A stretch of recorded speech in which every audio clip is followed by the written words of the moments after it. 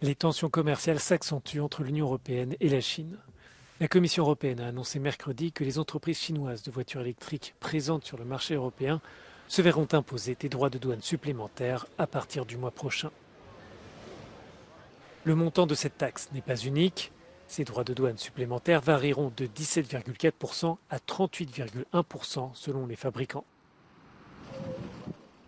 Pour l'institution européenne, cette mesure est nécessaire pour rétablir une concurrence équitable.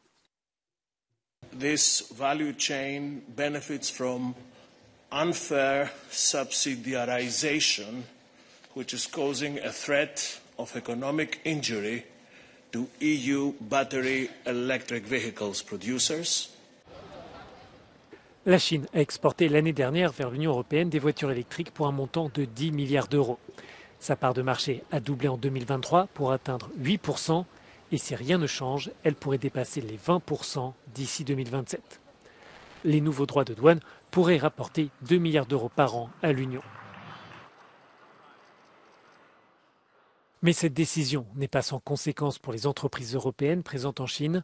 L'Association des constructeurs automobiles allemands prend note des résultats de l'enquête de la Commission, mais elle rejette ces taxes supplémentaires comme solution commerciale et appelle à une approche plus conciliante.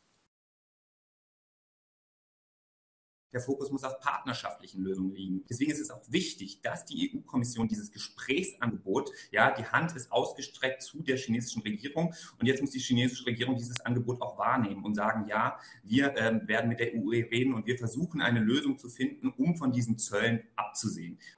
Berlin, Stockholm et Budapest ont fait pression contre la proposition de la Commission. Les voitures allemandes et suédoises sont en effet construites en Chine. De son côté, la Hongrie estime que ce n'est pas dans son intérêt d'imposer des restrictions commerciales avec les autorités chinoises. Selon le porte-parole du ministère chinois du Commerce, la décision européenne est infondée et injuste. Selon Pékin, l'Union européenne a ignoré les faits et les règles de l'Organisation mondiale du commerce, a ignoré la forte opposition répétée de la Chine et a ignoré les appels et les dissuasions de nombreux gouvernements et industries membres de l'Union et a agi unilatéralement.